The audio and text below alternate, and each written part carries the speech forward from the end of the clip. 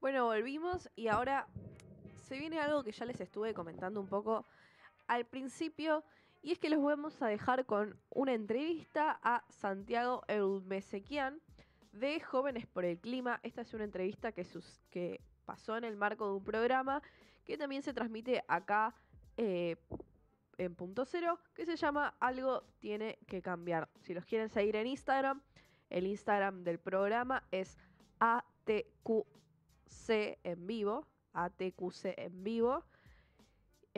Y nada, los dejo con la nota. Si les interesa, escuchen el programa, es muy interesante. Y nada, espero que les guste. Sí, no sé, yo quería empezar hablando también, como parte de tu presentación, quiero que me cuentes cómo empezó un poco tu militancia Claro, en general. ok. Bueno, comencé a militar a los 13 años en el 2019 cuando surge este movimiento internacional, como que explota el movimiento internacional ambientalista con principalmente el movimiento Fridays for Future en su momento. Jóvenes por el Clima surge como la representación acá en Argentina de ese movimiento, pero más enfocado en problemáticas particulares que tenemos acá en Argentina, como por ejemplo, considerando que tenemos una crisis económica muy importante, también un alto porcentaje de pobreza en la población, y enfocándolo desde una perspectiva también latinoamericana, ¿no? Como el impacto ambiental no solamente afecta a lo que se considera la naturaleza, sino directamente a las personas, afecta también a la economía directamente y al crecimiento económico de un país. Y bueno, así surge Jóvenes por el Clima en marzo de 2019. Yo me sumo un poquito después, en agosto del 2019.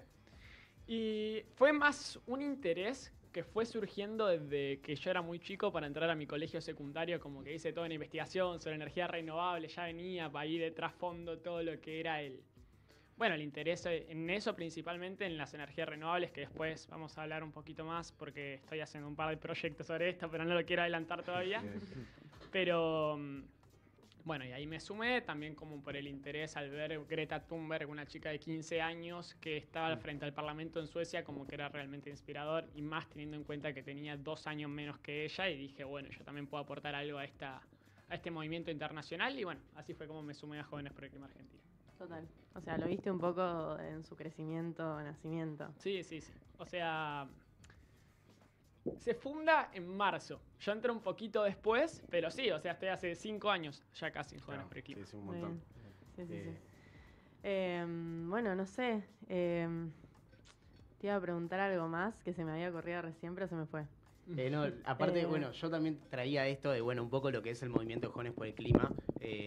Tipo, bueno, o sea, esto nace en 2019, ¿qué es más o menos ese movimiento que se hace, que es como que explota en diversos países este movimiento de Jóvenes por el Clima que habías mencionado? Sí, Fridays for Future. Eso, y eso nace todo por justamente Greta Thunberg. Sí. Bueno, bien ahí. Lo mismo, bueno, también no sé qué en esto, o sea, ahora también qué están llevando adelante de lo que es Jóvenes por el Clima, mismo su militancia ahora, también, bueno, en estos tiempos, ¿a dónde sentís como que apunta todo eso?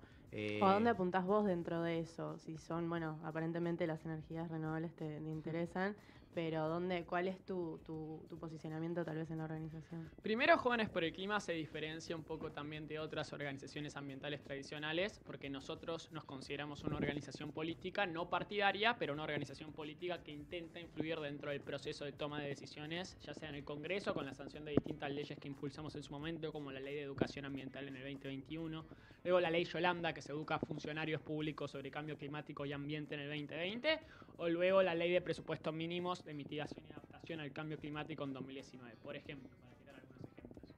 Estuvimos impulsando distintas leyes, como la Ley de Humedales, que no se logró su sanción, y ahora en este contexto actual está bastante complicada la sanción, y por eso pasamos a otra agenda en ese sentido, como más hablar sobre energía, porque en este momento es difícil pensar en la posible sanción de una ley de humedales, por justamente cómo están repartidas las bancas en el Congreso, y luego también quién está presidiendo justamente Argentina, ¿no? ¿Estamos teniendo problemas técnicos con el sonido? Sí, ¿Qué ¿sabes es? qué? A ver, creo que es por acá. Ok. ese está desconectado. Ahí va. Claro, yo estaba pensando. Ahí va. A ver, ahí habla. Hola, ¿se escucha bien? Ahí va. Ahora sí. Ok, perfecto, disculpen Ahí va. si toqué No, algo. Sí, no. El tema es que, claro, Lo que tipo, tiene es que la mesa cuando está- nos apoyamos así, se escucha. Entonces Ok. es...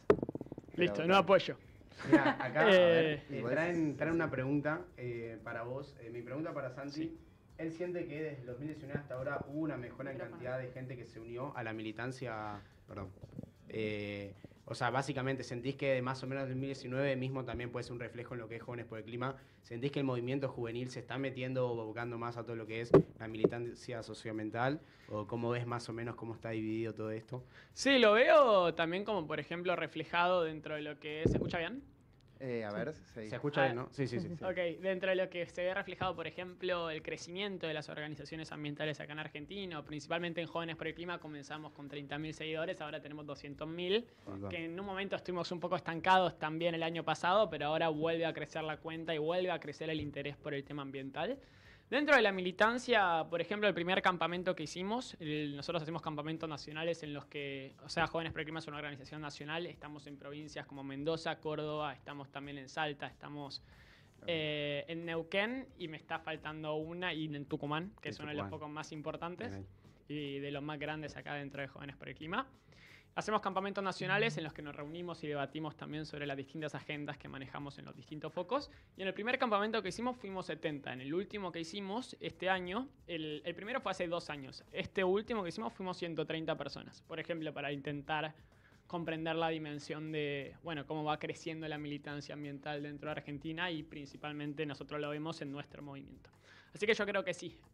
Todavía hay un reto muy grande dentro también, como hablaba Nau antes, de la educación ambiental en Argentina, que no hay una gran, aunque haya una ley, no está bien implementada. Casi ninguna escuela tiene educación ambiental dentro de nuestro país. E igualmente viene como creciendo el conocimiento general acerca de este tema y en muchas ocasiones, no en todas, pero viene creciendo también la importancia que se le da al tema del cambio climático, del ambientalismo en particular. Sí, sí, yo también coincido como en eso que, bueno, lo que es la juventud, de a poco se va abocando también en eso porque la realidad es que en este momento, digo, es algo que nos afecta a todos y convivimos también con la crisis climática. Entonces, siendo joven, también que uno cuando es joven también busca identificarse con algo, siento que es algo que nos representa porque la realidad es algo que convivimos nosotros como generación, imagínate también lo que sean las generaciones futuras, así que sí, yo también concuerdo con eso porque la realidad es esto, también es lo que nos queda a nosotros, justamente poder incidir en todas estas problemáticas. Pero bueno, también en eso lo que vienen haciendo por Jóvenes por el Clima, todo lo que es la militancia, viste, política, o sea, podemos decir que más o menos su próximo proyecto acá futuro también es como incidir en lo que es la ley de humedales, o mismo también están ya incidiendo como alguna política pública.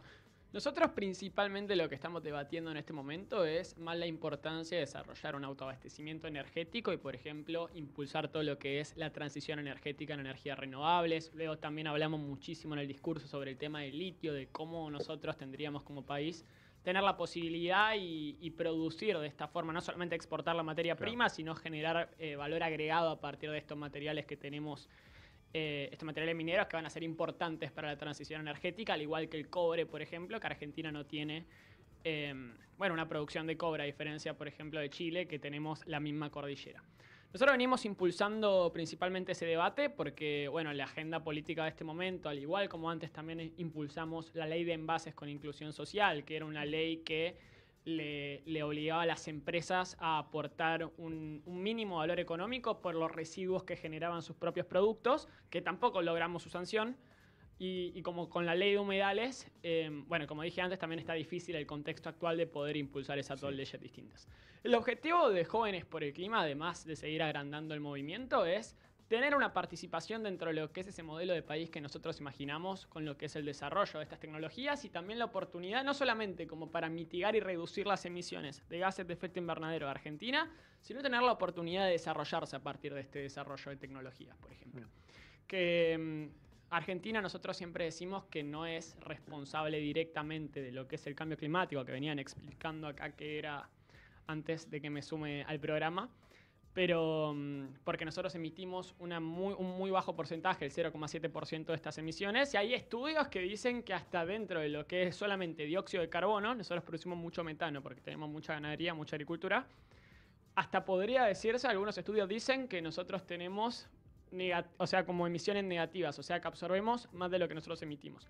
Igualmente eso no refiere todos los gases de efecto invernadero, sino principalmente solo algunos, pero O sea, Argentina, de todas formas, aunque no sea responsable de generar el cambio climático, va a sufrir sus impactos. Y al tener una población muchísimo más vulnerable, eso se ve más reflejado. Al igual que, por ejemplo, en 2022 hubo una sequía con 20.000 millones de pérdidas, de 20.000 millones de dólares de pérdidas, por ejemplo. Pero bueno, ese sería el objetivo, influir dentro de ese modelo de desarrollo que nosotros estamos esperando. Sí. Mis preguntas iban por ahí, no sé. Claro, por Nico, eso, sí. puedo encajar ahí. Porque como el discurso sobre la crisis climática y cómo afrontarlo, vos hablabas ahí de transición energética, que me parece re interesante, pero también como ustedes trabajan específicamente sobre Latinoamérica, a mí me gustaría saber qué rol crees que tenemos los países del tercer mundo en Latinoamérica en relación a esta crisis que es a nivel mundial, como venías diciendo. Y, por ejemplo, a mí me parece interesante que hay conceptos como el de decrecimiento, que me parece fantástico para llevarlo a la mesa, y después cómo se relaciona con lo que vos acabas de decir. Bueno, yo no creo, a diferencia de lo que muchas personas dicen, que Latinoamérica por lo menos tenga que decrecer para reducir sus emisiones de efecto invernadero. Tenemos un alto porcentaje de nuestra población en la pobreza que necesita consumir muchísimo más de lo que está consumiendo en este momento. A diferencia de, por ejemplo, cómo se mantiene el nivel de vida dentro de países europeos o como por ejemplo Estados Unidos, que sobrepasa los límites globales si todo el mundo consumiese de esa forma. O sea, estamos hablando de que hay una zona y una región que tiene que crecer y otra que podríamos llegar a debatir el decrecimiento de esa región, ¿no? Pero me parece que es imposible llevar el decrecimiento hacia, por ejemplo, Latinoamérica o los países africanos o más del tercer mundo, como vos lo llamaste. Parece como que en realidad es una idea que está importada, ¿no? De más que nada. Puede ser, o sea, no tengo pruebas para decir que está importada tampoco, porque seguramente haya un montón de personas con buenas intenciones que piensen esto igualmente. Pero no, yo lo veo desde una perspectiva de que también Latinoamérica, al no ser responsable directo con cerca de un 5% de las emisiones globales de gases de efecto invernadero, nosotros tenemos que enfocarnos más en lo que es la adaptación al cambio climático, en generar infraestructura para reducir el impacto de inundaciones, reducir el impacto de sequías, y no tanto, aunque de todas formas deberíamos hacerlo en el largo plazo, reducir las emisiones con, por ejemplo, no sé, cambiar hacia energías renovables. Eso es como más, yo lo veo como una perspectiva para una oportunidad de desarrollo, no tanto como sino el objetivo de reducción de gases de efecto invernadero, sino como que lo veo como algo secundario que es sumamente positivo. Pero bueno, me parece que ahí el enfoque de Latinoamérica debería estar en la adaptación a los efectos del cambio climático y no tanto en la mitigación, o sea, reducir las emisiones. Sí, eso me parece clave y con todo lo que es, por ejemplo, la lucha latinoamericana, en el sentido de que yo siento que nosotros como latinoamericanos también, el hecho de nosotros combatir justamente contra estos países que el norte en general, o también, bueno, Estados Unidos, tienen como una dominación en todo lo que son las regiones latinoamericanas, creo que la lucha está en justamente para nosotros pensarnos como potencia mismo, como país, está en unirnos como latinoamericanos y decir, che, bueno, tal vez nosotros tenemos que justamente hacerle frente a todas estas cosas que nos están pidiendo, porque no nos corresponden, como vos decís. Entonces es clave esa parte de la lucha latinoamericana, siento que es justamente una de las mayores salidas a corto plazo que nosotros podemos plantear. Mismo también tiene que crecer, bueno, como argentinos este discurso, pero también creo que un movimiento latinoamericano para hacerle combate a todas estas cosas es clave justamente para mismo adaptarnos nosotros a las crisis climáticas, así que coincido totalmente. Algo que... Bueno, ahí los dejamos con un fragmento de lo que fue la entrevista a Santiago Eulmesequian de Jóvenes por el Clima, hecha por el programa Algo Tiene que Cambiar. Como les dije antes, si les interesa y quieren escuchar el programa, lo pueden escuchar todos los miércoles a las 10 de la mañana por acá, por Punto Cero. Pueden usar el mismo link que están utilizando para escuchar este noticiero. Entran el miércoles a las 10 de la mañana y los van a poder escuchar a ellos. También pueden seguirlos en Instagram, ATQC en vivo. Bueno, para tener más información, ¿no? Yo ahora los despido, pero quédense porque volvemos con más noticiero. Buenas, buenas, ¿cómo va? Muy buen viernes para todos. Un saludo muy grande a todas las personas que nos están escuchando y un saludo muy grande, por supuesto, a todo el equipo del Noti. Mi nombre es Romy y como todos los viernes vengo a hacerles un par de recomendaciones de actividades que están dentro de la agenda cultural para que puedan salir un rato a pasear, conocer nuevos lugares, acercarse a exposiciones y pasarla muy muy bien. Así que sin más vamos con la primera recomendación del día, que es Aida Carballo, una puerta abierta a lo infinito. El Museo de la Cárcova presenta a Aida Carballo, una puerta abierta a lo infinito, que es una exposición que reúne una selección de obras y documentos representativos de su trayectoria artística y también de su rol docente. Aida Carballo fue conocida especialmente por el estilo único de sus grabados, en los que combina elementos de la vida cotidiana con un profundo compromiso social. Esta exposición se organiza en 3 núcleos: la Cárcova, que pone en foco su paso por la Escuela Superior de Bellas Artes, Ernesto de la Cárcova. Después está el alma de la ciudad, donde se despliegan sus modos de habitar la urbanidad, que de algún modo quedaron plasmados, digamos, en su obra. Y entre las aulas y el taller dedicado a su tarea como maestra. Sí que hay grabados, dibujos, documentos, cerámicas y fotografías que comprenden como este recorrido que ofrece una visión acabada de su legado. La curaduría de la exhibición estuvo a cargo de la investigadora Lucía Laumann, autora del libro Aida Carballo, Maestra, producción gráfica y derroteros institucionales en Buenos Aires en la segunda mitad del siglo XX, y es una coproducción del Museo de la Cárcova de la Universidad Nacional de las Artes y del Museo Nacional del Grabado de la Secretaría de Cultura de la Nación.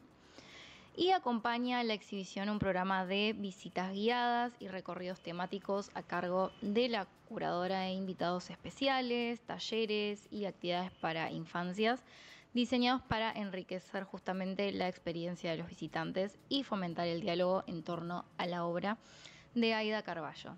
Así que esta exhibición va a estar abierta hasta el 27 de octubre.